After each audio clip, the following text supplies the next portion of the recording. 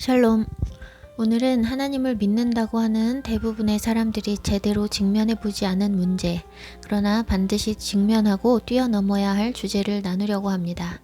많은 기독교인들은 예수와께서 십자가에 못 박히셔서 내 죄가 사해졌다는 사실을 알기는 하지만 그것이 무슨 의미인지 깨닫지 못하고 지식으로만 알고 있습니다.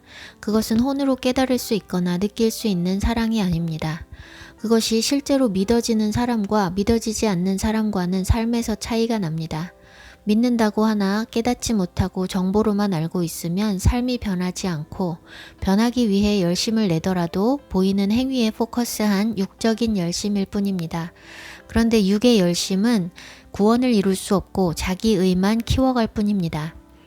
예수와의 십자가는 우리의 과거와 현재와 미래의 죄들을 자동으로 사해주는 것이 아닙니다. 그분이 이미 내 죄를 사하셨으니 나는 적당히 살면 구원받는다고 생각하는 사람들은 십자가의 의미를 깨닫지 못했고 믿음도 없는 것입니다. 그분이 십자가에 못 박히신 것이 내 죄 때문이라는 것, 내가 죄를 지을 수밖에 없고 주님의 십자가가 없이는 내가 심판에 처해질 수밖에 없는 존재라는 처절한 인식이 있어야 합니다. 그런 인식이 없다면 주님의 십자가는 아무 감동도 줄 수 없고 나와 관계없는 2000년 전의 사건일 뿐입니다. 내가 구제 불가능한 죄인이라는 것을 깨달으면 주님이 절대적으로 필요하고 그분의 십자가를 생각할 때 그 은혜에 눈물이 납니다. 이스라엘 백성이 나무에 달린 놋뱀을 바라볼 때 구원의 은혜가 그들에게 임했던 것처럼 그 십자가를 바라보는 자에게 구원의 은혜가 임합니다. 그 십자가를 바라보고 그 은혜를 부여잡는 자에게 구원이 있고 모든 사람에게 자동으로 십자가의 은혜가 임하는 것이 아닙니다. 내 열심으로, 내 노력으로 구원을 이룰 수 없다는 것을 깨달은 사람이 십자가를 바라봅니다. 우리의 열심으로 구원을 이룰 수 있었다면 예수와께서 십자가를 지실 필요가 없었습니다.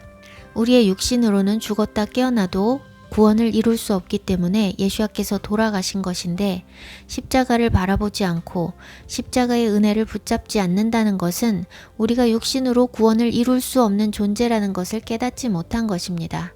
존귀하신 하나님의 아들의 생명을 값으로 지불하시고 사신 바 된 사람이라면, 그 구속의 은혜를 받아들인 사람이라면 남은 생을 함부로 살 수가 없습니다. 하나님의 생명이 지불되었으니 우리도 마땅히 우리의 생명을 지불하여 그분을 섬겨야 합니다. 그런데 수많은 기독교인들이 십자가가 무슨 의미인지도 모른 채 구원받았다는 착각 속에 가책 없이 죄지으며 안일하게 살고 있습니다. 하나님의 아들이 지신 십자가가 내 죄 때문이라는 것을 믿고 깨닫는다면 구원받았으니 이제 맘 편하게 죄지어도 나는 구원을 이룰 수 없다는 생각을 할 수는 없습니다. 회개를 전혀 하지 않는 사람들도 허다하고 입으로만 잘못했어요 하고 똑같은 죄를 밥 먹듯이 범하는 사람도 있습니다. 잠언 26장 11절, 개가 그 토한 것을 도로 먹는 것 같이 미련한 자는 그 미련한 것을 거듭 행하느니라. 미련하고 어리석은 것은 악한 것과 연결됩니다. 미련하고 어리석은 것은 머리가 나쁘거나 모자란 것이 아니라 지혜가 없는 것입니다. 오늘날 수많은 지식인들이 이단이나 공산주의 등에 빠지는 것은 머리가 나쁜 것이 아니라 지혜가 없어서이고 하나님을 알지 못하기 때문입니다. 지혜의 근원이 하나님이시기 때문에 하나님을 알지 못하는 자들은 미련하고 어리석을 수밖에 없습니다. 미련하고 어리석은 것과 대조되는 것은 지혜와 명철이며 이것은 의로운 것과 연결됩니다. 하나님과 그분의 말씀이 영이며 그분으로부터 오는 지혜와 명철도 영적인 것이기 때문에 보이지 않는 것, 하늘의 것, 영원한 것을 알지 못하는 자들은 미련할 수밖에 없습니다. 미련하고 어리석은 자들은 눈에 보이는 현실이 전부인 줄 알기 때문에 다가올 영원을 위해 준비하지 않습니다. 현세와 육신밖에 모르기 때문에 육신을 만족시키는 삶을 살고 죄에서 돌이키지 않습니다. 개가 그 토한 것을 도로 먹는 것과 같습니다.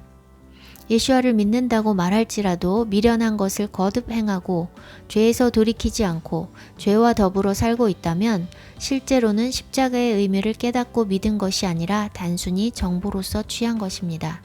믿는 자에게는 반드시 회개가 따르는데 회개는 잘못했어요 하고 끝나는 것이 아니라 돌이키는 것입니다. 가던 길을 멈추고 돌이켜 바른 길을 걷는 것입니다. 예레미야 4장 3절에서 4절, 여호와께서 유다와 예루살렘 사람에게 이와 같이 이르노라. 너희 묵은 땅을 갈고 가시덤불에 파종하지 말라. 유다인과 예루살렘 주민들아, 너희는 스스로 할례를 행하여 너희 마음 가죽을 베고 나 여호와께 속하라. 그리하지 아니하면 너희 악행으로 말미암아 나의 분노가 불같이 일어나 사르리니 그것을 끌 자가 없으리라. 묵은 땅과 가시덤불을 그대로 두고 거기에 말씀의 씨앗을 뿌려봐야 자라서 열매 맺을 수 없습니다. 말씀이 뿌려져 열매를 맺으려면 먼저 좋은 땅이 되어야 합니다. 굳어진 마음, 돌들, 가시덤불, 잡풀들을 제거하고 말씀을 받을 만한 땅으로 준비되어야 합니다. 언약 백성의 표징은 할례에 있는 것이 아니라 마음의 할례에 있는 것입니다. 할례의 표는 있는데 삶은 애굽의 종같이 살고 있다면 그는 언약 안에 거하지 않으니 언약 백성이라 할 수 없습니다. 오늘날 그리스도인들도 믿고 세례받았다고 그리스도인이 아니라 죄의 길을 떠나고 중심으로부터 주의 법을 따르는 것이 그리스도인입니다. 믿는다고 말만 하고 살던 모습 그대로 사는 것은 묵은 땅과 가시덤불에 파종하는 것이니 열매 맺을 수 없습니다. 예수와께서 말씀하신 씨 뿌리는 비유도 밭을 갈아서 말씀을 받을 만한 좋은 땅으로 만들라는 것입니다. 출애굽한 백성들, 즉 주님을 섬기겠다고 따라 나선 사람들은 더 이상은 바로의 법 아래 속하지 않고 여호와의 법 아래 속했음을 인식해야 하고 이제는 여호와의 법에 따라 살아야 한다는 것을 깨달아야 합니다. 이전에 섬기던 우상과 이전에 따르던 법과 상식을 다 버리고 여호와 하나님께서 말씀하시는 법, 새 주인의 법에 따라야 합니다. 그런데 교회 안에서는 하나님의 법을 배우지 않습니다. 그저 교리와 전통을 따르는 종교 생활을 배울 뿐입니다. 새 법을 배워야 이전 법을 버릴 수가 있는데 교회 안에서 새로운 법을 가르쳐 주지 않으니 이전 법을 그대로 따르며 예배에 참석하고 헌금하고 시키는 대로 하라는 대로 하는 것 외에 달라지는 것이 없습니다. 주님을 믿는 사람은 완전히 새로운 법, 하나님의 법을 학습해야 합니다. 법을 지키려면 법을 아는 게 우선인데 법을 알지 못하니 법을 지킨다는 것이 불가능합니다. 오로지 말씀을 스스로 읽고 묵상하는 사람만 주님의 법을 알고 주님의 법을 따를 수 있습니다. 말씀을 스스로 읽고 묵상하지 않으면서 교회에만 다니면 하나님의 법도 모르면서 연수가 길어짐에 따라서 목만 고다지고 들을 귀는 더 없어집니다. 교회에서 요구되는 덕목은 순종인데 그것은 하나님 말씀에 대한 순종이 아니라 목사의 말에 대한 순종이기 때문에 목회자의 말이 아닌 다른 것, 즉 하나님의 말씀을 들을 수 있는 귀가 막혀버립니다. 오늘날 교회에는 하나님의 말씀은 전혀 모르고 사람의 설교만 기억하고 있어 분별의 기준이 목사의 설교인 신자들로 가득합니다. 신학을 공부해야 말씀을 아는 것이 아니고 성경을 읽으면 말씀을 알게 되는 것입니다. 사람들이 말씀은 목사가 연구해서 전하는 것이라고 단정짓고 스스로 연구하지 않기 때문에 사꾼 목자들에게 미혹당해 같이 망하고 있는 것입니다. 무식한 사람도 성경을 읽으며 성령께 여쭈면 깊은 지혜의 말씀을 깨달을 수 있는 것이 하나님의 말씀입니다. 말씀을 깨닫지 못하는 것은 믿음이 없다는 증거이고 순종할 의지도 없다는 증거입니다. 하나님은 말씀을 믿고 순종하는 자에게 계시해 주시고 깨닫게 해 주십니다. 모든 믿는 자들이 반드시 직면해야 할 중요한 것은 누가 주인이냐, 누구를 섬기느냐의 문제입니다. 새 법을 따르지 않고서는 새 주인에게 속한 자라고 할 수 없습니다. 미국으로 이민을 가면 한국 법을 버리고 미국의 법에 따라야 하듯이 하나님 나라의 백성으로 출발을 했으면 하나님 나라의 법을 따라야 합니다. 이스라엘 백성들에게 처음으로 주어진 규례는 유월절과 무교절 규례입니다. 출애굽에 앞서 유월절을 지킬 것을 명하시는데 그것은 여호와 하나님께서 그들을 애굽 땅에서 인도해 내신 것을 기념하는 것입니다. 다시 말해 바로의 종으로 압제당하던 그들을 구원하신 분이 여호와 하나님이시라는 것을 기억하고 이제는 애굽의 종이 아니라 여호와를 섬기는 백성이 되었음을 기억하며 지키라는 것입니다. 영원한 규례로 삼아 대대로 이 날을 지키라고 명령하셨습니다. 그리고 출애굽한 뒤에 처음으로 주신 규례는 안식일 규례입니다. 안식일 규례는 하나님께서 6일 동안 하늘과 땅과 바다와 그 안에 모든 것을 창조하신 창조주 하나님이시며 하나님께서 일곱째 날에 일을 멈추고 쉬셨고 그 날을 거룩하게 하셨으니 그 일곱째 날에 여호와 하나님을 기억하며 거룩하게 지키라는 명령입니다. 십계명과 그 아래의 세부적인 계명들을 받기 이전에 먼저 받은 이 두 계명은 누가 주인인가, 누구에게 속했는가를 확실하게 규명하는 계명입니다.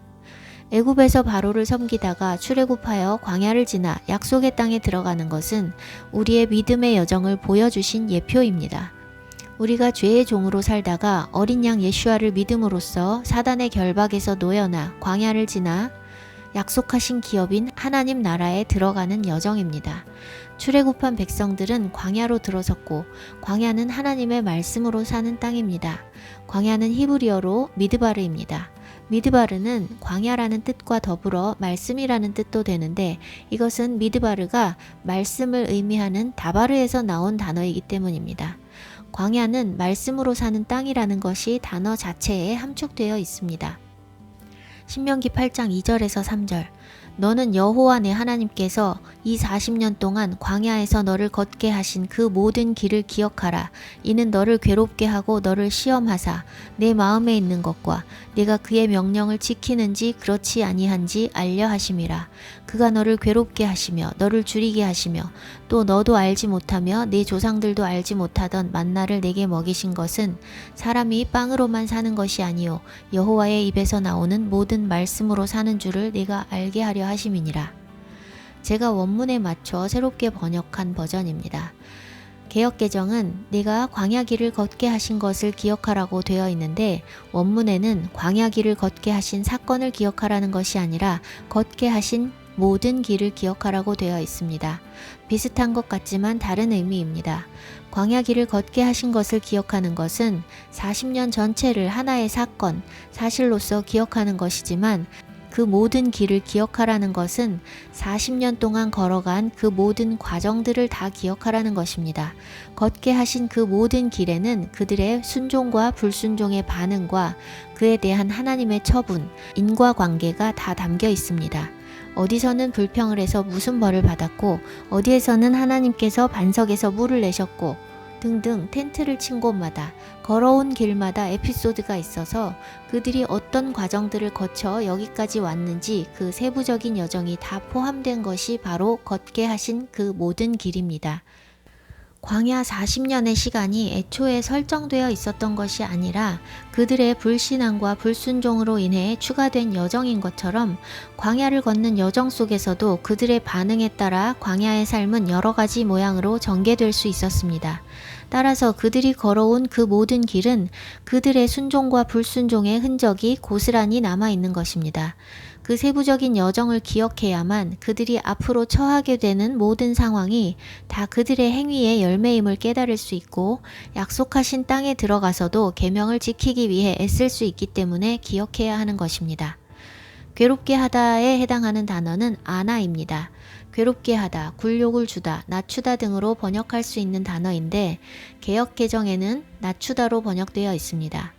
그들은 원래 비천한 노예로 살았기 때문에 더 이상 낮아질 곳도 없는 신분이었고 외면상 그들은 낮춰진 것이 아니라 노예에서 자유인으로 신분이 상승되었습니다. 신분은 상승했지만 보장된 밥과 거처를 잃은 것은 그들을 괴롭게 하고 그들의 마음을 낮추는 것이었습니다. 잠언에 이런 말씀이 있습니다. 12장 9절 비천이 여김을 받을지라도 종을 부리는 자는 스스로 높은 채 하고도 음식이 핍절한 자보다 나으니라. 밥이 없으면 신분도 쓸모없다는 것입니다. 종살이 하던 이스라엘 백성의 입장에서는 자유인으로 신분이 상승되었지만 먹을 음식이 없어 괴로운 것보다 비천해도 먹을 것 있는 애굽이 더 좋을 수밖에 없습니다. 당장 굶어 죽게 생긴 마당에 신분이나 명예 같은 것은 아무 도움이 되지 않기 때문입니다. 출애굽한 뒤 그들은 학대 속에 노동을 할 필요는 없어졌지만 보장됐던 먹을 것, 마실 것도 없어졌습니다. 광야에는 물도 없고 음식도 없고 씨를 뿌려 수확을 할 수도 없습니다. 눈에 보이는 것은 땅과 하늘뿐이니 육신에 속한 사람은 거기서 굶어 죽겠구나라고 생각할 수밖에 없습니다. 그들을 구원해내신 하나님께서 그들을 광야로 인도하셨으면 거기서 먹고 마실 것도 공급하실 것을 믿어야 하는데 바다를 가르셔서 바다 가운데로 걷게 하시고 그들의 대적은 바다에 수장되게 하신 그 하나님께서 광야에서 먹을 것을 공급하시리라는 믿음은 가지지 못한 것입니다.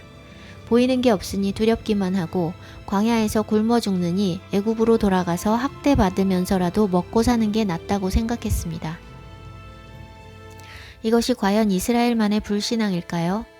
오늘날 기독교인들도 마찬가지로 먹고 사는 것에만 관심 갖고 있을 뿐 광야에서 겪을 수밖에 없는 궁핍함과 어려움들 가운데에서 주님을 신뢰하며 믿음으로 사는 사람을 보기 어렵습니다. 이스라엘의 광야 여정은 우리와 무관한 것이 아니라 우리의 믿음의 여정을 보여주는 것이기 때문에 그들처럼 실패하지 않고 여호수아와 갈렙과 같이 기업을 차지하기 위해서는 반드시 광야를 믿음으로 통과해내야 합니다. 출애굽해서 광야로 들어서면 삶이 다른 형태로 달라지는 것이 정상입니다. 각자가 하나님을 믿게 되는 계기와 방식이 다르지만 예수와를 구주로 영접한 모든 사람은 출애굽한 이스라엘 백성이 경험한 광야를 반드시 통과해야 합니다. 광야는 여러 모양의 고난과 위험이 있고 각 사람에게 다른 모양으로 고난이 찾아올 수 있지만 모든 사람이 공통적으로 광야에서 배워야 하는 것은 사람이 빵으로만 사는 것이 아니라 여호와의 입에서 나오는 모든 말씀으로 살아야 한다는 것입니다. 육신만 살려 하지 말고 영이 살아야 하는 것입니다. 영을 먹이고 영에 관심을 갖게 하기 위해서 육의 것들을 거두어 가시는 때가 오는 것입니다. 우리가 수고하고 일한 대가를 가지고 생활하다가 아무것도 할 수 없는 때, 내 방식으로 살아왔는데 더 이상 그 방식이 통하지 않는 때가 오는데 그때로부터 광야의 삶이 시작되는 것입니다. 아무것도 할 수 없는 때에 뭐라도 해서 살아남으려고 발버둥 치는 것이 아니라 하나님을 신뢰하며 하나님께 맡겨야 합니다. 그렇게 다 내려놓고 하나님만 바라보고 있어야 하는 상황이 되면 내가 하나님을 얼마나 못 믿어하고 있고 하나님께 맡기는 것을 불안해하는지 내 믿음의 실체를 보게 됩니다. 또한 하나님과 그분의 말씀을 신뢰한다는 것이 얼마나 육신의 본성을 거스르는 일인지 깨닫게 됩니다. 아무것도 할 수 없고 그 시간이 언제 끝날지도 모르는 상태로 주님만을 신뢰하며 기다린다는 것은 피가 마르는 일입니다. 두 손 두 발 묶어두고 주님께서 책임지실 것을 믿으며 주님만 바라보는 시간을 통해서 빵만이 아니라 하나님의 말씀으로 사는 법을 배우게 됩니다. 생존을 주님께 맡김으로써 온전히 주님만 의지하는 훈련의 시간을 통과하지 못하면 출애굽했어도 광야를 말씀으로 사는 것이 아니라 빵만 쫓으며 살다가 이스라엘 백성들처럼 멸망하게 됩니다. 우리의 믿음은 불가마 속에 들어가야만 입증할 만한 것으로 단련이 됩니다. 하나님께서 아브라함에게 100세에 낳은 독자 이삭을 바치라는 명령을 하시지 않았더라면 아브라함의 믿음은 독자를 번제로 드릴 만한 믿음이 될 수가 없었습니다. 그러한 시험대를 통해서 믿음이 만들어지는 것입니다. 성경에는 아브라함의 내적인 싸움에 대해서 기록하고 있지 않지만 100세에 낳은 약속의 아들을 번제로 바치라는 하나님의 기상천외한 명령에 쿨하게 아멘하고 길을 떠날 사람은 없습니다. 육신의 생각으로는 하나님을 주고 도로 빼앗는 사악한 분으로 여기고 원망하게 될 것입니다. 그러나 믿음의 눈으로 보면 언약을 통해 주신 아들을 빼앗는 것이 하나님의 목적일 수는 없습니다. 그때까지 그와 함께 하신 하나님의 신실하심을 믿으며 결단해야 하는 그 시험대를 통해서 아브라함은 주께 모든 것을 맡기는 믿음으로 도약할 수 있었고 그러한 믿음이 검증될 수 있었습니다.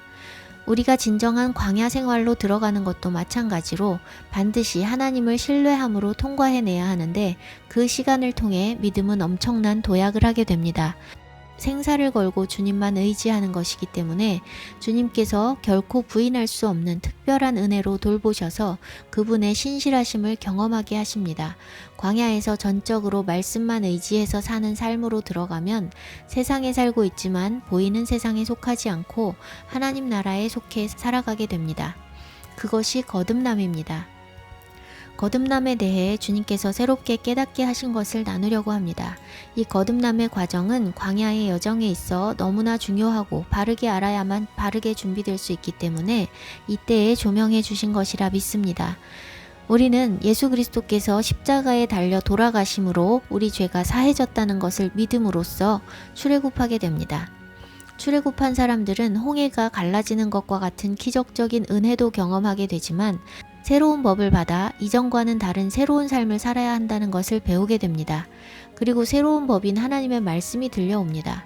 제가 말하는 것은 정상적인 과정입니다.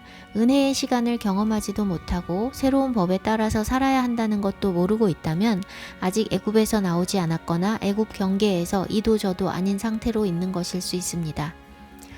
광야에서 하나님의 말씀이 들려오는데 이 말씀에 믿음으로 반응하는 사람이 있고 불신앙으로 반응하는 사람들이 있습니다. 여호수아와 갈렙은 믿음으로 반응한 케이스이고 나머지 사람들은 불신앙으로 반응한 사람들입니다. 그들이 직면한 상황은 동일했습니다. 여호수아와 갈렙만 다른 상황에 처했던 것이 아니고 수백만 이스라엘이 똑같은 상황에 있었고 12 정탐꾼이 본 가나안 땅의 정황도 똑같았습니다. 그러나 두 사람은 보이는 대로 판단하지 않았고 말씀을 믿었고 말씀에 근거해서 보았습니다. 말씀을 믿은 두 사람은 말씀대로 젖과 꿀이 흐르는 땅을 보았고 그 땅으로 인도하신 여호와 하나님께서 그 땅을 그들에게 붙이실 것을 믿었습니다. 갈렙은 말합니다. 우리가 곧 올라가서 그 땅을 취하자 능히 이기리라. 그러나 나머지 사람들은 보이는 대로 보고 말씀은 잊었습니다. 민수기 13장 31절에서 33절. 그와 함께 올라갔던 사람들은 이르되 우리는 능히 올라가서 그 백성을 치지 못하리라. 그들은 우리보다 강하니라 하고 이스라엘 자손 앞에서 그 정탐한 땅을 악평하여 이르되 우리가 두루 다니며 정탐한 땅은 그 거주민을 삼키는 땅이요 거기서 본 모든 백성은 신장이 장대한 자들이며 거기서 네피림 후손인 아낙 자손들의 거인들을 보았나니 우리는 스스로 보기에도 메뚜기 같으니 그들이 보기에도 그와 같았을 것이니라. 똑같은 환경에 살며 똑같은 말씀을 들으며 똑같은 땅을 정탐한 사람들의 반응이 이렇게 완전히 다릅니다. 무엇을 보고 무엇을 믿느냐에 따라 선택은 완전히 다른 모양으로 나타나는 것입니다. 여호수아와 갈렙은 하나님의 말씀을 믿었고 믿은 그들만 말씀대로 순종했습니다. 우리가 출애굽하여 구원받은 백성으로 살기 시작하면 하나님의 말씀이 들려옵니다. 하나님의 말씀을 믿은 여호수아와 갈렙은 모세의 리더십 아래 있었어도 개인적으로 하나님을 만나는 사람들이었습니다. 그러나 대다수의 사람들은 모세를 통하지 않고는 하나님을 개인적으로 알지 못하는 사람들입니다. 그런데 이 광야에 모세만 있는 것이 아니라 망하게 하는 선동하는 거짓 선지자들도 나타납니다. 고라와 다단과 아비람처럼 육신에 속해서 하나님을 거스르는 사람들이 나타나 하나님의 백성들을 미혹합니다. 그들과 함께하면 그들과 함께 망하는 것이고 하나님의 말씀만 믿고 순종하는 자들은 망하지 않고 약속의 땅을 향해 계속 광야길을 걷는 것입니다. 우리가 믿음을 고백하고 스스로 하나님의 말씀을 읽고 묵상하면 여호수아와 갈렙같이 모세가 없어도 믿음의 반응을 할 수 있습니다. 반면에 스스로 하나님 말씀을 읽지 않으면 모세를 따르고 있다고 생각했는데 실상은 고라와 다단과 아비람을 따르고 있는 것일 수 있습니다.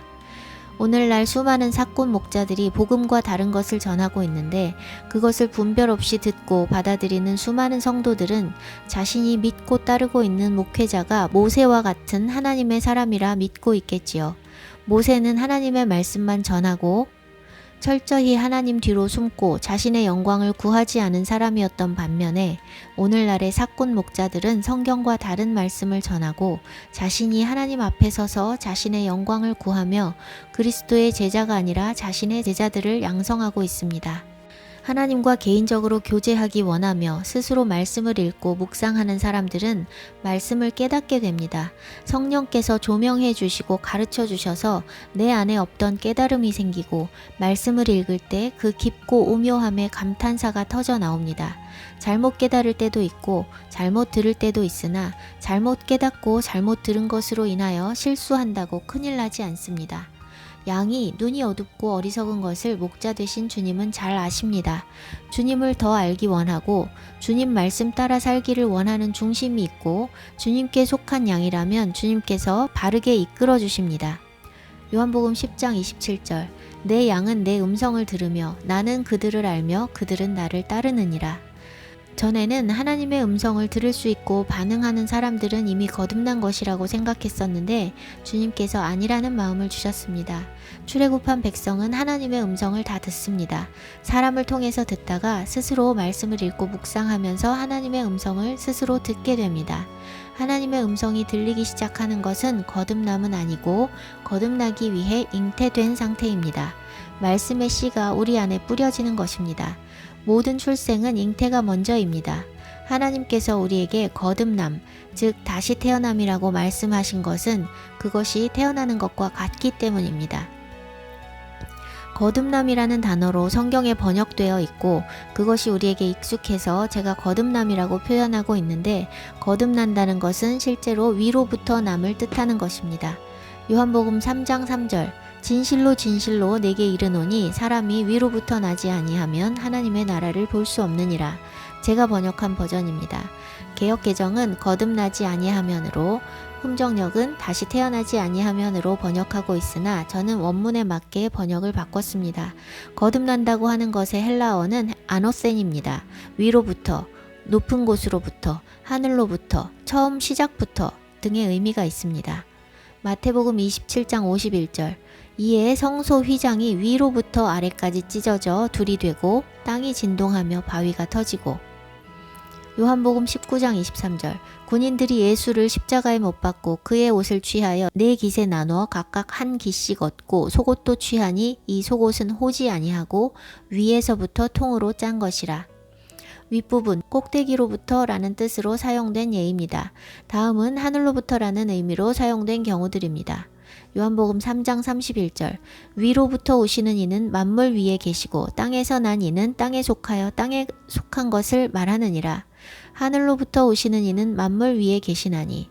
요한복음 19장 11절, 예수께서 대답하시되 위에서 주지 아니하셨다면 나를 해할 권한이 없었으리니 그러므로 나를 내게 넘겨준 자의 죄는 더 크다 하시니라. 야고보서 1장 17절, 온갖 좋은 은사와 온전한 선물이 다 위로부터 빛들의 아버지께로부터 내려오나니 그는 변함도 없으시고 회전하는 그림자도 없으시니라. 야고보서 3장 15절 17절, 이러한 지혜는 위로부터 내려온 것이 아니요 땅 위의 것이요 정욕의 것이요 귀신의 것이니 오직 위로부터 난 지혜는 첫째 성결하고 다음에 화평하고 관용하고 양순하며 긍휼과 선한 열매가 가득하고 편견과 거짓이 없나니. 다음은 처음, 시작부터라는 의미로 사용된 경우입니다. 누가복음 1장 3절, 그 모든 일을 근원부터 자세히 미루어 살핀 나도 데오빌로 각하에게 차례로 써보내는 것이 좋은 줄 알았노니. 사도행전 26장 5절, 일찍부터 나를 알았으니 그들이 증언하려 하면 내가 우리 종교의 가장 엄한 파를 따라 바리새인의 생활을 하였다고 할 것이라. 거듭났다라는 번역은 아노세네, 처음부터라는 의미에 착안해서 다시 태어났다고 해석하기도 하고, 니고데모가 4절에서 사람이 늙으면 어떻게 날 수 있사옵나이까, 두 번째 모태에 들어갔다가 날 수 있사옵나이까 라고 예수야께 질문한 것에 근거하기도 합니다. 그러나 많은 학자들이 이런 번역에 반대하고 위로부터, 하늘로부터라는 의미가 맞다고 보고 있고 그것이 원문에 맞는 성경적인 해석입니다.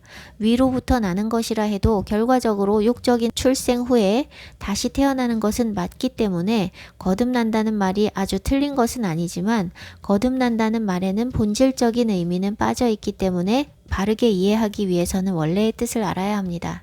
위로부터 다시 태어나는 일이 있기 위해서는 잉태도 반드시 있어야 합니다. 잉태 없는 출생은 없습니다. 예수야께서 성령으로 잉태되신 인자라는 것을 우리는 모두 알고 있습니다. 남자의 씨가 아니라 성령으로 말씀이 씨가 되어 여자의 몸에 잉태되셨고 말씀이 육신이 되어 출생하신 것입니다.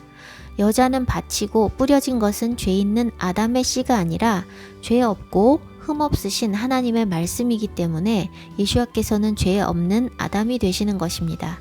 DNA는 밭에 의해 결정되는 것이 아니고 씨 안에 있습니다. 그래서 죄인의 씨로 잉태된 우리 모두는 죄인일 수밖에 없고 흠없고 거룩하신 하나님의 말씀이 씨가 되어 인간이 되신 예수야께서는 죄가 없으신 것입니다.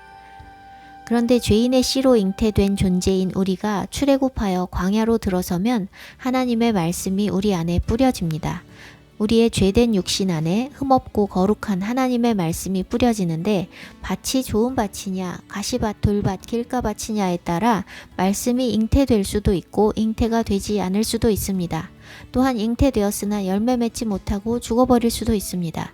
그래서 우리가 하나님의 음성을 듣고 반응하고 있다고 해서 그것이 거듭난 것은 아닙니다. 잉태된 태아도 뱃속에서 엄마의 음성을 듣습니다. 태아의 눈에 엄마는 보이지 않지만 엄마 안에서 엄마의 보호 속에 살고 있고 뱃속에서 엄마의 음성을 들으며 탯줄을 통해 양분을 공급받으며 자라갑니다. 엄마가 눈에 보이지 않고 자기가 있는 곳이 엄마 자궁이라는 것을 모르지만 엄마의 음성과 엄마의 손길로 인해 엄마의 존재를 압니다.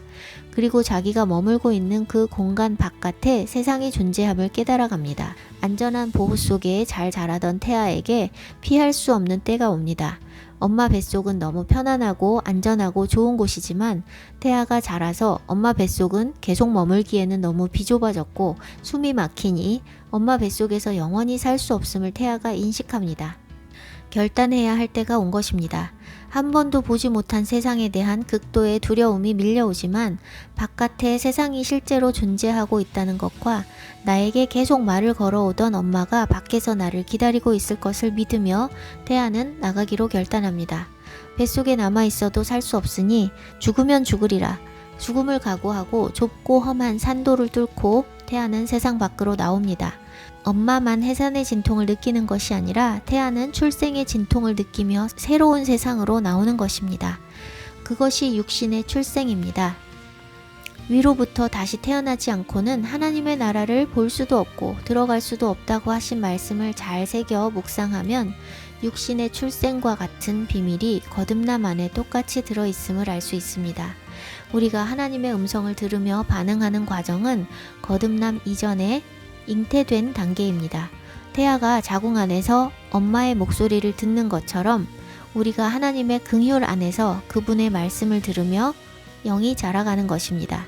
영이신 말씀을 들을수록 우리 안에 뿌려진 말씀인 영이 자라갑니다. 자궁은 히브리어로 라함입니다. 그리고 하나님의 긍휼과 자비는 그것의 복수형으로 라하밈입니다.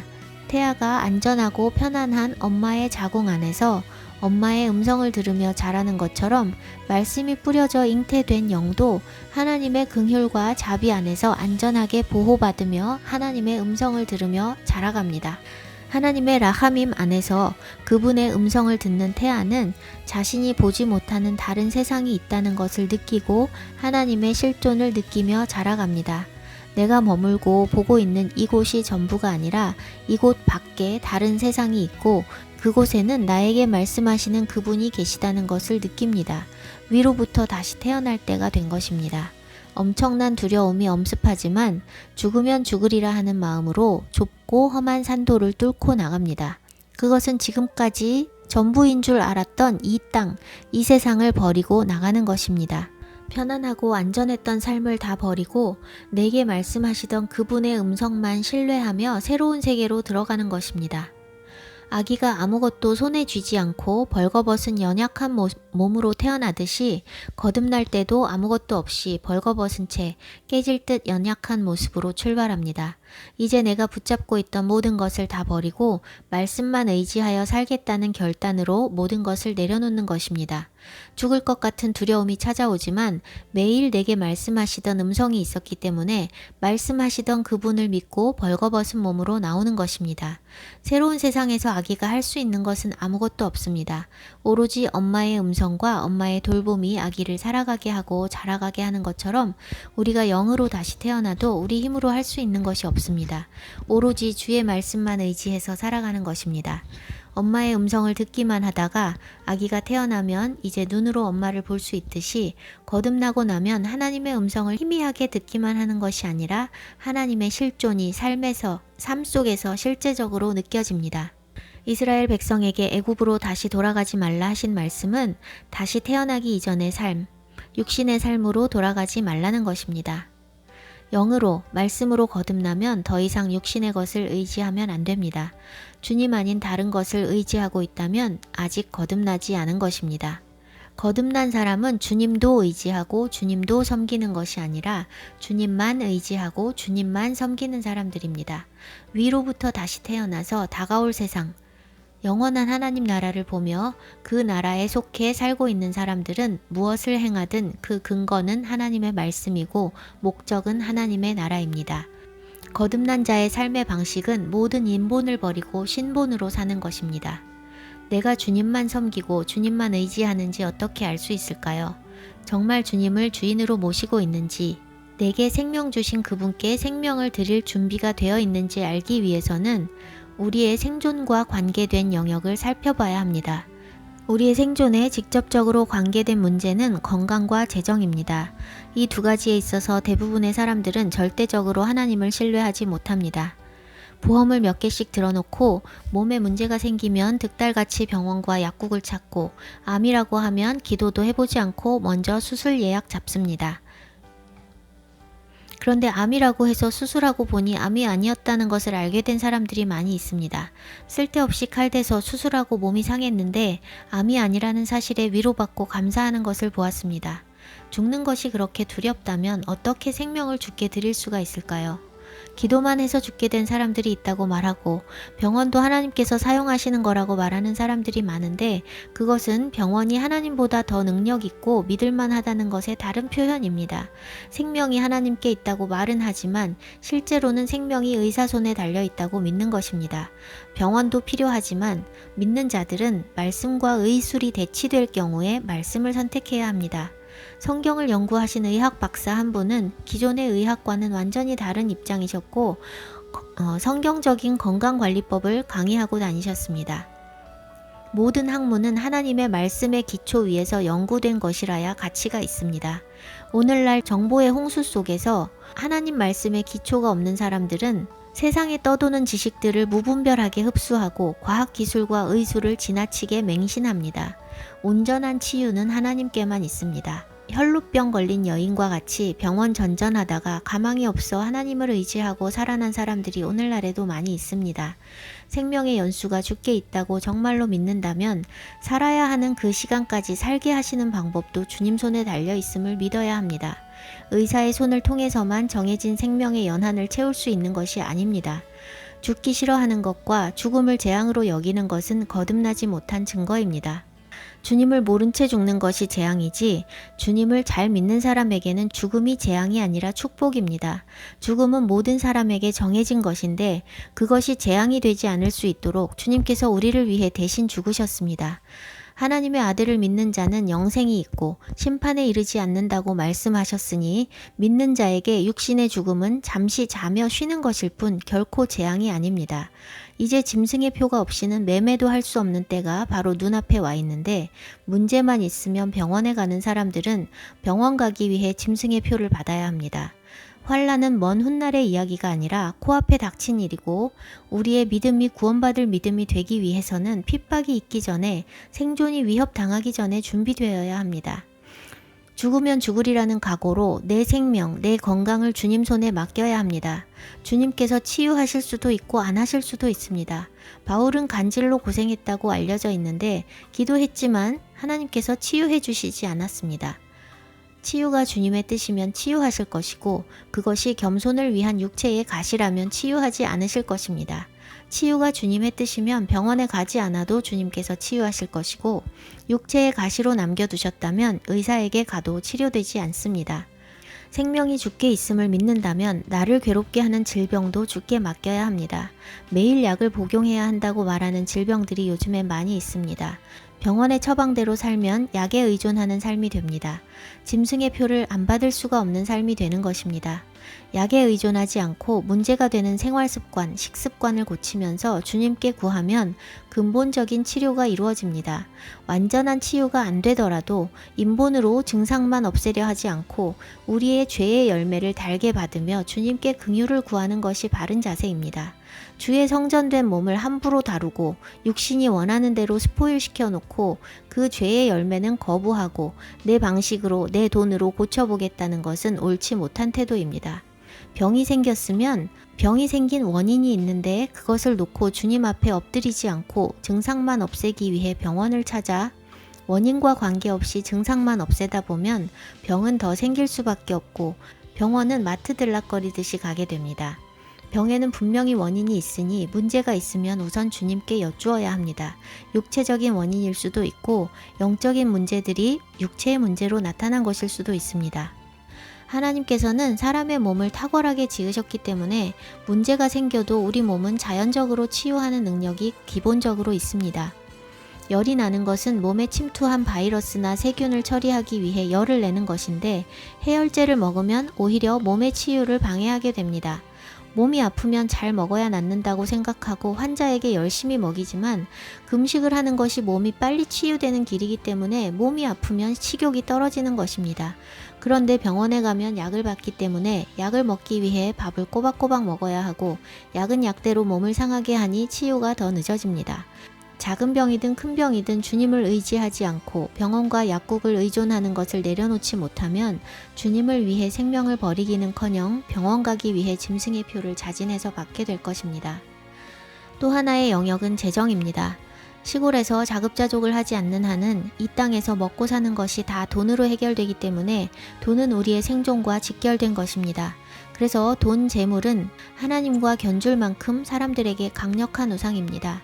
마태복음 6장 24절 한 사람이 두 주인을 섬기지 못할 것이니 혹 이를 미워하고 저를 사랑하거나 혹 이를 중히 여기고 저를 경히 여김이라.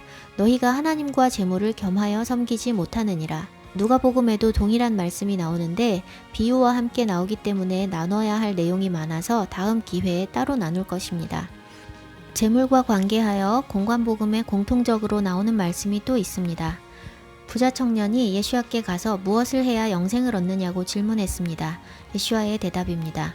가서 내게 있는 것을 다 팔아 가난한 자에게 주라. 그리하면 하늘에서 보화가 내게 있으리라. 그리고 와서 나를 따르라. 부자 청년은 슬픈 기색을 띠고 돌아갔습니다. 예수와께서는 낙타가 바늘귀로 들어가는 것이 부자가 하나님의 나라에 들어가는 것보다 쉬우니라 라고 말씀하셨습니다. 가진 것 다 팔아 나누지 않은 그 부자 청년에게 영생이 없다는 것을 말씀하시는 것입니다. 제자들이 묻습니다. 그렇다면 누가 구원을 얻을 수 있으리이까? 가진 것 다 팔아 나누고 주님을 따르지 않으면 구원이 없다고 하니 당연한 반응입니다. 그런데 그렇게 질문하는 제자들은 모든 것을 버려두고 예수와를 쫓은 사람들입니다. 그리고 그들에게는 영생이 주어졌습니다. 예수와께서 대답하십니다. 사람으로는 할 수 없으나 하나님으로서는 다 하실 수 있느니라. 초대교회의 성도들도 가진 것을 다 팔아 사도들의 발 앞에 놓았다고 성경에 기록하고 있습니다. 믿는 무리가 한 마음과 한 뜻이 되어 모든 물건을 서로 통용하고 자기 재물을 조금이라도 자기 것이라 하는 이가 하나도 없더라. 그 중에 가난한 사람이 없으니 이는 밭과 집 있는 자는 팔아 그 판 것의 값을 가져다가 사도들의 발 앞에 두니 그들이 각 사람의 필요를 따라 나누어 줌이라. 이것이 거듭남의 증거입니다. 육에 속한 모든 사람들이 가진 것의 일부를 드릴 수는 있으나 모든 것을 드리지는 못합니다. 그러나 모든 것을 버리고 주께 드릴 수 있을 때 거듭날 수 있고 거듭난 자들은 자기 소유를 쌓으려 하지 않습니다. 거듭난 사람은 하나님의 말씀에 따라 살기 때문에 땅에 보화를 쌓는 일이 무의미합니다. 마태복음 6장 19절에서 21절 너희를 위하여 보물을 땅에 쌓아두지 말라. 거기는 좀과 동록이 해하며 도둑이 구멍을 뚫고 도둑질하느니라. 오직 너희를 위하여 보물을 하늘에 쌓아두라. 거기는 좀이나 동록이 해하지 못하며 도둑이 구멍을 뚫지도 못하고 도둑질도 못하느니라. 내 보물 있는 그곳에는 내 마음도 있느니라. 재물을 땅에 쌓아두고 있는 사람들은 그것을 지키기 위해 애씁니다. 얼마가 있든 줄어들까 걱정하며 더 불리기 위해 애씁니다. 그런데 땅에 쌓아두는 것은 지켜낼 수 없다고 말씀하십니다. 땅에 쌓지 말고 하늘의 보물을 쌓으라고 말씀하십니다. 땅에 쌓지 않고 하나님 나라를 위해 가난한 자들을 위해 쓰는 것이 하늘에 쌓는 것입니다. 땅에 보물을 쌓고 있다는 것은 땅에 마음이 있는 것이라고 말씀하십니다. 땅에서 안정되게 살려고 하는 것입니다. 마지막 때를 위해 준비하고자 쌓으려는 사람도 있습니다. 그러나 구원받는 것이 사람으로서는 할 수 없고 하나님으로서는 다 하실 수 있다고 하신 말씀을 새겨야 합니다. 주를 위해 순교하는 것도 육신으로는 불가능하고 마지막 때를 위한 준비도 육신의 방법으로 가능한 것이 아닙니다. 돈을 아무리 쌓아놔도 짐승의 표가 강제가 될 때 표가 없이는 그 돈을 사용할 수 없게 될 것입니다. 돈을 쌓아놓지 않고 하나님을 의지해서 살아가는 삶으로 먼저 준비되어 있으면 재물을 의지할 수 없게 된 때에 당황하지 않고 늘 하던 대로 동일하게 주님을 의지해서 살아가게 될 것입니다. 다 팔아 나누어 주고 나를 따르라 하신 말씀에 순종할 수 없는 사람들은 짐승의 표를 안 받을 수도 없고 주님을 위해 순교할 수도 없습니다. 생명보다 돈이 더 소중한 사람은 없는데 돈조차 주님을 위해 버릴 수 없다면 생명을 주님께 드린다는 것은 가능하지 않은 일입니다. 세상의 방식, 나의 육신의 방식으로 살던 것을 버리고 하나님 나라의 방식으로 살기를 선택하여 거듭난 사람은 땅에 재물을 쌓지 않습니다. 육에 속한 사람들은 잔고가 있어야 마음의 안정감이 있지만 거듭나서 주님께 주권을 드리면 잔고가 없는 삶에 아무런 불편을 느끼지 못합니다. 주님께 모든 것을 맡겼기 때문에 필요한 일에는 주님께서 재정을 채우시고 재정이 안 채워지면 필요한 일이 아닌 것입니다. 저는 가진 것 다 드리고 주님께 삶을 드린 이후로 잔고가 없는 삶을 쭉 살아왔지만 빚도 없습니다. 사단의 종됨에서 놓여나 구원 얻은 사람들은 하나님만 섬기고 다른 자의 종이 되지 말아야 하는데 오늘날 수많은 사람들은 다 빚을 안고 살아갑니다. 빚진 자는 체주의 종이 된다고 잠언에서 말씀합니다. 빚을 지는 것은 자신을 종으로 파는 행위입니다. 체주의 종이 되고 만몬의 종이 되게 하는 빚을 반드시 청산해야 합니다. 신용카드 쓰지 않고 형편에 맞게 자족하며 살아야 합니다. 대출 없이 차나 집을 살 수 없다면 차도 집도 사지 말아야 합니다. 대출 없이 전세 살 수 없다면 전세 포기하고 월세 살아야 합니다. 주님의 말씀에 어긋나지 않는 삶의 방식으로 살 때 주님의 은혜가 계속해서 부어집니다. 하나님을 의지하는 만큼 하나님의 능력을 경험할 수 있습니다. 돈을 99% 의지하고 하나님을 1% 의지한다면 하나님은 1%만큼밖에 경험할 수가 없습니다. 하나님을 100% 의지하면 하나님께서 100% 책임지십니다. 하나님의 100%는 상상을 초월하는 것입니다. 기적이 넘치는 삶입니다. 그런 삶을 경험하고 나면 하나님 아닌 다른 헛된 것을 의지하는 삶으로 돌아갈 수 없습니다. 물론 늘 믿음으로 싸워야 하니 피곤하고 지치기도 하고 포기하고 싶을 때도 생깁니다. 연약한 육신은 항상 안정된 것을 추구하기 때문에 편안하게 남들 사는 것처럼 살고 싶은 생각이 들 때도 있습니다. 그러나 하나님 의지하지 않고 평생 동안 스트레스와 무거운 짐을 스스로 안고 살아가는 것보다 하나님께 맡기고 사는 삶이 훨씬 평안하고 안정되고 복되고 옳은 삶이기 때문에 결코 포기할 수가 없습니다. 주님 이외에 다른 것은 결코 의지하지 않겠다는 결단과 순종은 거듭난 그리스도인의 삶에 반드시 있어야 하는 것이고 주님은 그런 마음을 정말 기뻐하십니다. 주님만 의지하면 나의 모든 문제는 주님의 책임으로 넘어갑니다. 모든 문제를 내가 인본으로 해결하려 하는 방식을 버리지 않으면 삶의 무게와 스트레스로 병도 오고 죽는 날까지 문제들과 씨름해야 합니다. 그러나 생존의 문제, 건강과 재정을 하나님께 다 맡기고 나면 살아도 주님 위해 사는 것이고 죽어도 주님 위해 죽는 것이니 내가 집착해서 스트레스 받으며 반드시 해결해야 할 일이 없습니다. 주님 일이면 주님께서 하실 것이고 주님 뜻이 아니면 내려놓으면 끝입니다. 마지막 때 살아남기 위해서 재정을 마련하고 있는 사람들을 종종 봅니다. 그런데 준비되는 과정에서부터 주님께 온전히 맡기고 주님만 의지하지 않는다면 쌓아놓은 재정이 아무런 도움이 되지 않습니다. 기초가 바르게 쌓이지 않은 건축물은 허물어집니다. 지금까지 걸어온 삶이 말씀의 다림줄에 비추어 바르게 세워진 것이 아니라면 허물고 다시 쌓아야 합니다. 누구를 섬기고 있는가, 어떤 법에 따라 살고 있는가의 질문에 주님만 섬기고 주님의 법만 따른다고 대답할 수 없다면 먼저 거듭나야 합니다. 제가 전하는 메시지에 대해서 종종 듣는 반응 중 하나는 그럼 누가 구원을 받을 수 있냐는 것입니다.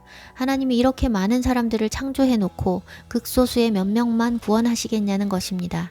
그런데 성경이 그렇게 말씀하고 있습니다. 부자 청년 이야기에서 제자들도 그렇게 질문했고 예수와께서는 사람으로서는 할 수 없다고 분명하게 말씀하셨습니다. 인본으로는 구원을 이룰 방법이 없습니다. 위로부터 나야만 구원받는 것입니다. 그리고 생명으로 가는 좁은 길은 찾는 이가 적다고 말씀하셨습니다.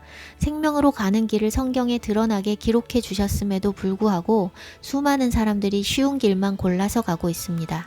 환란을 통과하고 휴거하느냐, 환란 전에 휴거하느냐, 어떤 게 쉽습니까? 누가 환란을 통과하고 싶겠습니까? 저도 환란 없이 들림받고 싶습니다. 그러나 내가 그걸 원한다고 진리가 바뀌는 것이 아닌데 믿고 싶은 대로 믿어 멸망의 길로 가는 것만큼 어리석은 게 어디 있겠습니까? 환란 후에 휴거라면 휴거가 왜 필요하냐고 합니다. 성경은 휴거가 환란을 피하기 위한 것이라고 말씀하지 않습니다. 환란을 피하고 싶은 사람들이 그렇게 믿을 뿐입니다. 아쉬운 것은 사망에 처한 우리들인데 주님이 뭐가 아쉬워서 죄에 빠져 살고 있는 인간들을 위해 죽으셔서 심판을 피하고 영생에 이르는 길을 내셨을까요? 말로 표현할 수 없고 상상도 하기 어려운 그 사랑과 은혜로 죽어 마땅한 내가 영원히 살게 되었다는 것을 믿는다면 주님이 사랑하시는 백성은 고난받게 하시지 않는다고 환난전 휴거를 굳게 믿는 그런 이기적인 신앙이 어떻게 가능할까요? 죽어 마땅한 나를 위해 주님이 돌아가셨다면 우리는 주님보다 더한 것으로 갚아드려야 하지 않겠습니까? 그런데 우리는 이미 주님의 핏값으로 사신 바 되었으니 우리 소유가 아무것도 없습니다. 생명을 주께 드려도 주님 것을 주님께 드리는 것뿐이고 돈을 드려도 다 주님 것입니다. 구원받은 백성이라면 내 것이라 주장할 것이 아무것도 없습니다. 영생을 얻은 사람은 이미 주님 소유이니 마땅히 모든 것을 주님께 드려야 합니다. 제 메시지에 대한 또 하나의 반응은 당신은 사역자니까 그렇게 살 수 있는 거고 모든 사람이 다 그렇게 살 수는 없다는 것입니다. 저는 사역자라서 이렇게 사는 것이 아니라 주님을 만났기 때문에 주님께 삶을 드린 것이고 제가 삶을 드렸기 때문에 주님께서 사역을 하게 하시는 것입니다. 삶을 주님께 드리면 삶 자체가 사역이 됩니다. 저는 사역을 따라가는 것이 아니라 주님의 마음을 따라갑니다. 말씀을 나누고 찬양을 만드는 것도 주님이 좋고 주님이 마음을 부어주시니 하는 것이지 사역을 하기 위해 하는 것이 아닙니다. 듣는 사람도 별로 없는 찬양과 말씀을 꾸준히 나누는 것은 들어야 할 사람에게 듣게 하시는 것이 주님께 속한 일이니 저는 제게 맡기신 일을 하는 것뿐입니다. 제 힘으로 할 수 있는 것이 없습니다. 제가 하고자 해도 주의 영이 함께 하시지 않으면 육신의 일이 될 뿐이기 때문에 주님께서 마음 부어주시지 않으면 아무것도 할 생각이 없습니다. 성경엔 사역자와 비사역자의 구분이 없습니다. 주님께서 부자 청년에게 가진 것 다 팔아 나누고 나를 따르라고 하신 것은 그것이 영생의 조건이기 때문입니다. 누구나 영생을 얻기 위해서는 주님께 다 드려야 합니다. 주님께서 특별히 기름 부어 사용하시는 사람들에게 책임은 더 따르지만 구원의 조건은 누구에게나 동일합니다. 구원의 은혜가 어떤 것인지 정말 믿고 깨닫는 사람은 결코 자신의 육신의 욕구만 충족시키며 이기적으로 살 수 없습니다. 주님께서 우리의 전부를 원하시는 것은 빼앗으시기 위해서가 아니라 더 좋고 참되고 영원한 것을 주시기 위함입니다. 아브라함에게 독자 이삭을 바치라고 하신 것도 이삭을 빼앗으시기 위함이 아니라 영원한 나라를 기업으로 주시기 위함이었습니다. 주님께 가장 소중한 것, 모든 것을 드릴 수 있어야 하나님 나라를 기업으로 얻을 수 있기 때문에 내가 붙잡고 있는 것 내려놓고 영원한 것을 가지라고 하시는 것입니다. 다시 광야 이야기로 돌아갑니다. 주님을 믿는다고 고백하며 애굽을 탈출한 모든 사람들이 죽는 날까지 걸어야 하는 땅이 광야입니다. 광야는 말씀으로 사는 땅이기 때문에 광야 안에서 거듭나는 과정이 반드시 있어야 구원을 이루어낼 수 있습니다. 그 거듭남을 위해 하나님께서는 각 사람에게 특별한 연단의 시간을 허락하십니다. 그 광야 안에서 거듭나기 위한 고통스러운 과정입니다. 신명기 8장에 나오는 아나라는 동사는 괴롭게 하다라는 의미 이외에 겸손함, 마음이 가난함, 온유함 등으로 번역되는 단어이기도 합니다. 영어에서 겸손함을 뜻하는 humble, humility가 굴욕을 주고 창피를 준다는 humiliate와 같은 어원에서 나온 것과 마찬가지로 히브리어의 아나도 고통과 굴욕을 준다는 뜻과 함께 겸손함의 뜻이 있습니다. 즉 굴욕에 처하고 고통에 처하게 되면서 겸손을 배우고 온유함을 배우는 것입니다. 하나님께서 광야에서 괴롭게 하시는 목적은 우리를 겸손케 하셔서 썩을 육의 것을 쫓아 살지 않고 말씀으로 살게 하시기 위함입니다. 성경의 믿음의 사람들에게는 다 괴롭게 하셔서 겸손케 되는 시간이 있었습니다. 요셉은 아버지의 사랑을 독차지했고 특별하고 예언적인 꿈을 꾸어 좋은 일이 일어날 것을 기대했을 것입니다. 그런데 형들에게 죽임당할 뻔하고 구출되나 했더니 노예로 팔려갑니다. 노예로 팔려가서도 열심히 성실하게 일하고 인정받았는데 안주인의 유혹을 거절하고 하나님 앞에 범죄하지 않았기 때문에 모함을 받아 옥에 갇힙니다. 열심히 살고 믿음을 지켰는데 잘 풀린 것이 아니라 갈수록 힘든 상황이 되었고 옥에서 꿈 해몽을 해준 것을 계기로 곧 나가게 될 것을 기대했지만 그렇지 않았습니다. 그의 좌절은 이루 말할 수 없었을 것입니다. 그러나 그렇게 풀리지 않는 시간을 통해서 그는 겸손을 배우고 하나님을 신뢰하는 법을 배웁니다. 그리고 형들이 자신을 노예로 팔았지만 그것은 하나님의 섭리 가운데 있었음을 고백합니다. 창세기 50장 20절. 당신들은 나를 해하려 하였으나 하나님은 그것을 선으로 바꾸사 오늘과 같이 많은 백성의 생명을 구원하게 하시려 하셨나니 모세는 이집트 왕자로 호화로운 생활을 했으나 미디안 광야로 피난을 가서 40년의 광야 생활을 하게 됩니다. 수백만의 이스라엘 백성을 이끌고 나오기 위해서 먼저 겸손케 되는 시간이 필요했습니다. 왕궁에서 살던 존귀한 사람이 미련하고 눈이 어두운 양떼들을 치면서 목자의 마음을 배우게 되었습니다. 낮아지고 괴로운 40년의 시간 동안 온유함을 갖게 되었습니다.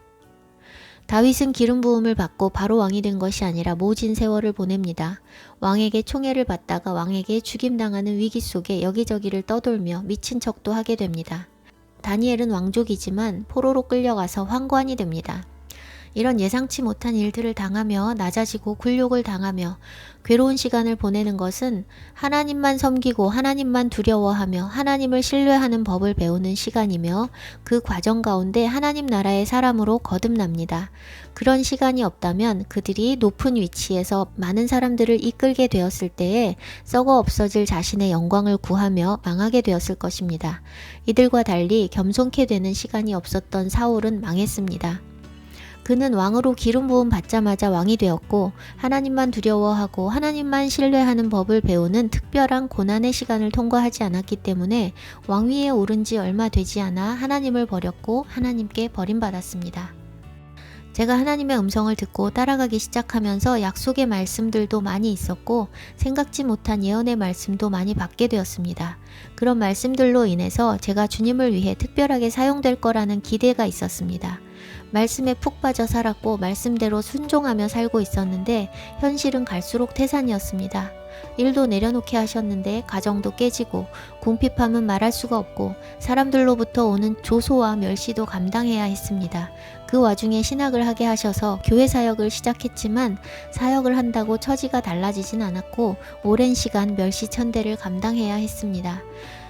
사역을 하는 것이 아니라 제가 연단되는 시간이었습니다. 그 많은 약속의 말씀들은 도대체 뭘까 생각했지만 후에야 깨달았습니다. 연단의 시간에 포기하지 않고 그 약속의 말씀들을 붙잡을 수 있도록 미리 청심환을 주신 것입니다.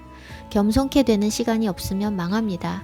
오늘날 수많은 목사님들이 자신을 우상처럼 높이고 사람들을 자신의 제자로 만드는 것은 겸손케 되는 시간을 가지지 못했기 때문입니다. 거듭나지 못한 것입니다. 그 연단의 시간을 통해 하나님을 두려워하고 하나님만 섬기고 신뢰하는 기초가 닦이지 않은 상태로 사람들 앞에서 사역하게 되고 사람들이 우러러보는 위치에 서게 되면 자신이 잘나서 그렇게 된 것으로 착각을 하게 됩니다. 썩을 땅의 것을 기뻐하며 사람들로부터 오는 인기와 영광을 취하여 망하는 길로 들어서게 되는 것입니다. 올 봄에 제가 뒷산에서 산책할 때 곳곳에 작은 야생 소나무들이 자라고 있는 것을 보았습니다. 꽃 하나 없던 삭막한 집이라 작은 나무 하나 캐다가 옮겨 심을 마음을 먹고 있었습니다. 모종삽이랑 가위만 들고 쑥을 캐고 있던 날 야생 소나무들을 캐가지고 가는 사람을 보고 저도 내친김에 캐려고 삽도 없이 올라갔습니다. 제일 작은 녀석으로 골라서 모종삽으로 흙을 좀 파내고 나무를 뽑아내려는데 아무리 힘을 써도 그 작은 나무가 꼼짝도 하지 않았습니다. 모종삽으로 파고 또 파고 해도 꼼짝도 하지 않는데 파다 보니 그 나무가 밖으로 자라있는 크기보다 훨씬 더 깊고 넓게 뿌리가 내려 있었습니다. 밖으로 나와 있는 부분보다 땅속에 숨겨진 부분이 더 크니 당연히 쉽게 빠지지 않았습니다. 그것을 통해 주님께서 깨닫게 하신 것이 바로 뿌리 내리는 훈련의 시간입니다. 남들 앞에 드러나기 전에 낮아지고 낮아지는 고통의 시간을 통해서 주님 안에 뿌리 내리며 견고해져야만 요동하지 않을 수 있다는 것입니다. 비바람이 몰아쳐도 누가 와서 뽑아가려 해도 작지만 아주 견고하게 뿌리 내리고 있는 아기 소나무는 뽑히거나 부러지지 않습니다. 그와 같이 우리가 궁핍하고 짓밟히고 고통당하는 가운데 주님만 바라보고 주님을 신뢰하는 법을 배우는 그 훈련의 시간은 우리가 땅속으로 견고하게 뿌리를 내리게 하여 어떤 어려움이 오고 어떤 유혹이 와도 뽑혀나가지 않게 한다는 것을 깨닫게 하셨습니다. 오늘날 사역자들은 주님 앞에 머무는 시간은 외면하고 사역하기만을 좋아합니다. 남 앞에 드러나게 사역하기 전에 거듭나고 겸손케 되는 광야의 시간을 통과하지 않으면 그 사역으로 인해 망합니다. 뿌리 내리기도 전에 땅 위로 크게 자라기만 하면 쉽게 넘어지고 뽑힐 수밖에 없습니다. 사역하는 것은 재미있고 사람들에게 섬김을 받고 인정을 받게 되기 때문에 뿌리가 없으면 세상적인 욕망을 사역에서 충족시키며 헛된 것을 쫓아가게 됩니다. 예수와께서도 땅에 계시는 동안에는 새벽마다 아버지 앞에 머무셨고 많은 사람들의 환호와 인기를 피하여 한적한 곳을 찾아 아버지와 독대하셨습니다. 그런데 죄인인 우리가 하나님과의 시간을 충분히 보내지 않으면 겸손하게 아버지의 영광만을 구하며 마음을 지킨다는 것은 불가능합니다. 사람은 결코 섬김받는 자리에서 겸손할 수 없습니다. 섬김받는 자리에 있으면 발버둥 치고 겸손하려 해도 높아집니다. 그래서 사역을 하는 사람들은 망하지 않으려면 섬김을 받으려 하지 말고 섬겨야 합니다. 예수와께서도 섬기라 말씀하셨고 섬김의 본을 보이셨습니다. 누가복음 22장 25절에서 27절 예수와께서 이르시되 이방인의 임금들은 그들을 주관하며 그 집권자들은 은인이라 칭함을 받으나 너희는 그렇지 않을지니 너희 중에 큰 자는 젊은 자와 같고 다스리는 자는 섬기는 자와 같을지니라. 앉아서 먹는 자가 크냐 섬기는 자가 크냐. 앉아서 먹는 자가 아니냐. 그러나 나는 섬기는 자로 너희 중에 있노라. 마태복음 23장 11절에서 12절 너희 중에 큰 자는 너희를 섬기는 자가 되어야 하리라. 누구든지 자기를 높이는 자는 낮아지고 누구든지 자기를 낮추는 자는 높아지리라. 어느 교회를 가든 목사님이 낮은 자리에서 섬기는 모습을 보기 어렵습니다. 특별 대접받고 상석에 앉고 교회가 클수록 목사님들이 누리는 혜택이 엄청나게 많습니다. 누가복음에서 말씀하신 이방인들의 임금들 같이 성도들을 주관하고 위에서 다스리는 목사님들이 대부분입니다. 예수와께서 친히 제자들의 발을 씻기시며 섬김의 본을 보이셨는데 오늘날 목회자들은 섬기는 자가 아니라 섬김 받는 자로 존재합니다. 고고하게 강대상에서 말씀만 선포하고 성도들은 가난해서 엄두도 못 낼 호화로운 삶을 삽니다. 거듭나지 못한 것을 증명하는 것입니다. 거듭난 사람은 세상 것을 누리려 할 수 없습니다. 거듭나지 못한 영적 소경이 소경을 인도하고 있기 때문에 모두가 망하는 길로 가고 있습니다. 하나님을 사랑하고 구원받기 원하는 사람들은 반드시 거듭나서 땅의 것이 아니라 하늘의 것을 바라보며 걸어가야 하나님 나라에 이를 수 있습니다. 구원은 결코 쉽지 않습니다. 말씀만 의지해서 사는 삶으로 들어가지 않고는 환난을 이겨낼 방법도 없고 순교할 수도 없고 구원을 이룰 수도 없습니다. 거듭남으로 구원이 완성되는 것이 아니라 거듭남으로부터 구원의 여정이 본격적으로 시작됩니다. 새로 태어난 핏덩이가 성숙한 믿음을 가질 수는 없습니다. 다른 것 의지하지 않고 말씀대로 살기로 결단하고 모든 것을 주께 드리고 맡긴 뒤에는 하나하나 새로 배워가야 합니다. 아기가 모든 것을 새롭게 배우듯이 영적으로 다시 태어난 사람도 새롭게 배워가야 합니다. 이전에 살던 방식, 몸에 익숙한 방식들을 내려놓고 말씀에 맞춰 모든 것을 새롭게 배워가야 합니다. 아직 시간이 있을 때 부지런히 준비되어야 합니다. 주님이 오실 때 기름이 준비되어 있어야 합니다. 육이 죽고 영으로 사는 삶으로서 기름이 준비됩니다. 순교는 육신의 욕구를 내려놓은 사람이 할 수 있습니다. 육신의 욕구를 잘 충족시키며 살고 있는 사람이 어느 날 갑자기 순교할 믿음으로 준비될 수는 없습니다. 주님을 위해 생명을 드릴 수 있는 영생에 합당한 믿음으로 준비되시기를 축복합니다. 잠깐 기도하겠습니다. 주님 말씀을 주셔서 나누게 하시고 들어야 할 사람이 듣게 해주셔서 감사합니다. 주님의 말씀이 그 영에 뿌려질 때 묵은 땅을 기경하고 가시덤불을 처리할 수 있는 결단을 하게 하시고 주님의 말씀이 100배로 결실할 수 있는 좋은 밭이 되게 해주십시오. 거듭나지 못한 영혼들 안에 거듭남에 대한 갈망을 깨워주십시오. 육신은 이 땅에서 살고 있지만 크고 참되고 영원한 하나님 나라로부터 들려오는 하나님의 음성을 따라 그 나라를 보고 걸어갈 수 있도록 이끌어 주십시오. 우리의 연약한 육신을 긍휼히 여기셔서 우리가 약하여 무너질 때 포기하지 않을 수 있도록 주님의 긍휼과 자비로 우리를 감싸 주십시오. 이 땅의 악을 제하러 곧 다시 오실 심판주 예수와를 두려움으로 맞는 것이 아니라 신부로서 기쁨으로 맞을 수 있도록 준비되게 해주십시오. 하루하루 말씀으로 우리를 새롭게 하시고 자라게 하시고 정결케 하셔서 그날에 우리가 깨끗한 예복을 입고 성숙한 신부의 모습으로 주님을 만날 수 있도록 이끌어 주십시오. 그렇게 하실 주님을 기대하고 감사드리며 예수와의 존귀하신 이름으로 기도합니다. 아멘.